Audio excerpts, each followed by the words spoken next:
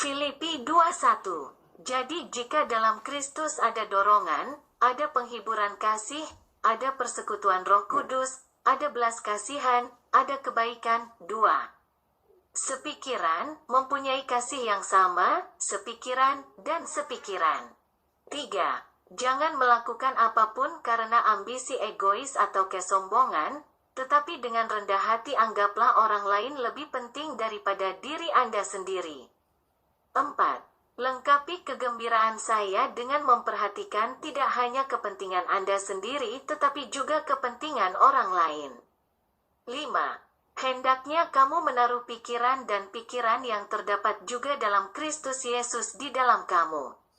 6. Meski dalam wujud Tuhan, Dia tidak menganggap kesetaraan dengan Tuhan sebagai sesuatu yang harus dipertahankan.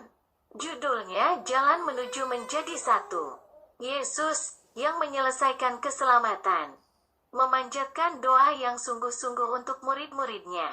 Rasul Yohanes mencatat doa Yesus sebagai berikut, "Aku sudah tidak ada di dunia, tetapi mereka ada di dunia, dan aku datang kepadamu.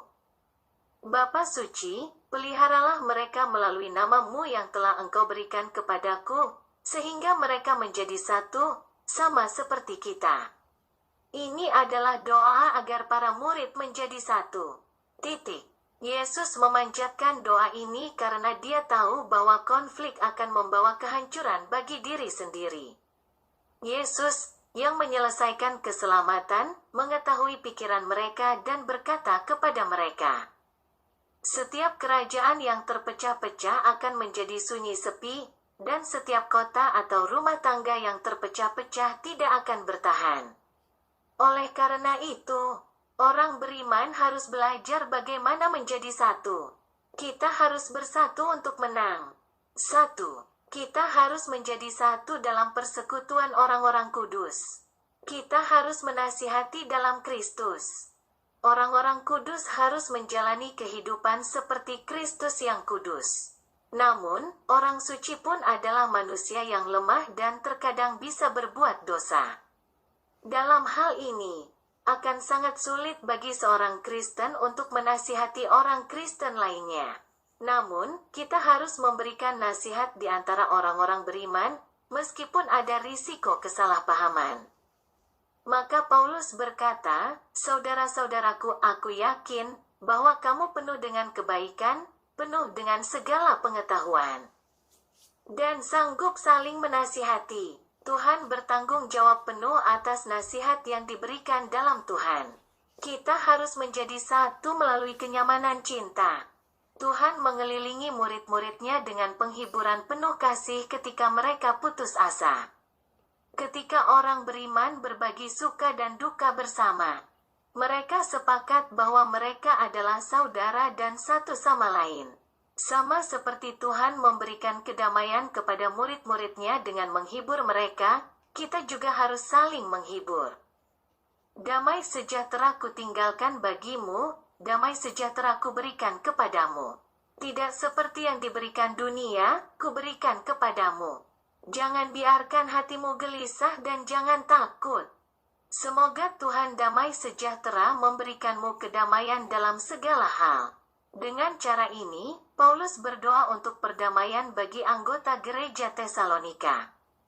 Sangatlah bermanfaat persekutuan dengan saudara-saudara, supaya mereka mendapat damai sejahtera melalui Roh Kudus penghiburan yang menuntun mereka kepada keselamatan. Kita harus menjadi satu dengan kasih sayang dan belas kasihan. Rasul Paulus menasihati kita untuk melakukan hal ini agar dapat menjadi saudara satu sama lain melalui persekutuan orang-orang kudus. Oleh karena itu, sebagai orang-orang pilihan Allah, yang kudus dan yang dikasihi, kenakanlah belas kasihan, kebaikan, kerendahan hati, kelemah lembutan dan kesabaran. Saling bersabar dan saling memaafkan jika ada yang mempunyai keluhan terhadap siapapun, sama seperti Tuhan telah mengampuni kamu, begitu juga kamu. Jika kita kehilangan hati yang penuh belas kasihan dan belas kasihan, orang-orang percaya tidak dapat bersekutu dan menjadi satu. Umat beriman harus saling bertoleransi dan bersabar untuk mencapai persatuan.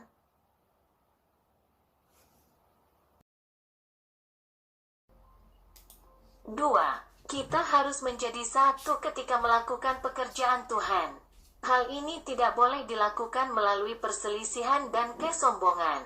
Dalam surat Filipi, Rasul Paulus mengatakan, "Jangan melakukan apapun karena ambisi egois atau kesombongan." Tampaknya bahkan gereja-gereja teladan seperti gereja Filipi pun mempunyai masalah ini. Faktanya, hal ini bisa terjadi di mana saja.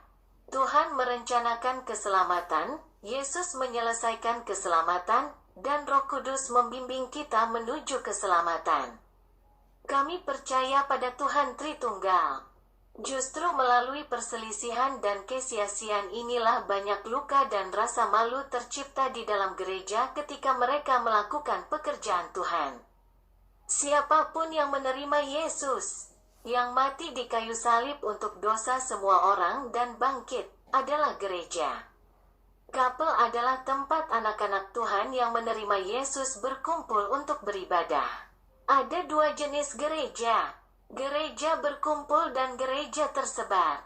Kita menerima rahmat Tuhan melalui ibadah, perkataan, doa, dan pujian di eklesia atau kumpulan gereja. Kita yang sudah menerima kasih karunia Tuhan menjadi diaspora, gereja yang tersebar, dan membagikan kasih Tuhan kepada keluarga, tempat kerja, dan tetangga. Pertengkaran dan kesombongan menciptakan penghalang di antara orang-orang percaya dan memicu konflik di dalam gereja. Kesombongan dan perselisihan merupakan faktor yang menghalangi kasih persaudaraan dan persekutuan, sehingga harus diberantas di dalam gereja. Kita harus menghormati orang lain dengan rendah hati. Kerendahan hati adalah kebajikan Kristen. Ini tentang merendahkan diri sendiri. Jika Anda rendah hati, secara alami Anda akan meninggikan dan menghormati orang lain. Rasul Paulus mengajari kita cara untuk menjadi satu dengan mengatakan, hendaknya masing-masing orang menganggap orang lain lebih rendah daripada dirinya sendiri. Kenyataannya, tidak mudah untuk menganggap orang lain lebih baik. Saat melakukan pekerjaan Tuhan, pemikiran dan metode orang lain mungkin sebenarnya lebih rendah daripada pemikiran dan metode Anda. Dan kenyataannya, ada banyak kasus seperti itu. Namun meski begitu, kita harus memiliki hati yang rendah hati. Meskipun hasilnya jauh lebih buruk dari yang Anda kira. Jika Anda meninggikan orang lain dengan rendah hati, Anda dapat memulai percakapan dan membujuk orang tersebut. Anda harus mengurus urusan orang lain. Tetap setia pada pekerjaan Anda adalah tindakan yang bijaksana. Namun, untuk menjadi seorang, tidak cukup hanya mengurusi urusan sendiri. Itu sebabnya Rasul Paulus berkata dalam Filipi 2:4, "Hendaklah kamu masing-masing melengkapi sukacitaku dengan memperhatikan kepentingan orang lain." Kita harus mengurus urusan orang lain dengan cinta dan kenyamanan, bukan dengan campur tangan. Semangat egois pada akhirnya menghancurkan persatuan. Namun, kepedulian terhadap satu sama lain seperti ini membantu kita bekerja sama untuk menjadi satu. Tindakan-tindakan ini akan menyenangkan Kristus. 3. Kita harus berusaha berbagi pemikiran dan cinta yang sama. Hal terpenting bagi orang percaya untuk bersekutu dan menjadi satu adalah melakukan upaya yang indah untuk berbagi pemikiran dan kasih yang sama. Karena tidak ada hambatan di sana. Itulah sebabnya Rasul Paulus menasihati, hendaklah sepikiran, mempunyai kasih yang sama, sepikiran, dan sepikiran. Judulnya Jalan Menuju Menjadi Satu. 1. Kita harus menjadi satu dalam persekutuan orang-orang kudus. 2. Kita harus menjadi satu ketika melakukan pekerjaan Tuhan. 3. Kita harus berusaha berbagi pemikiran dan cinta yang sama.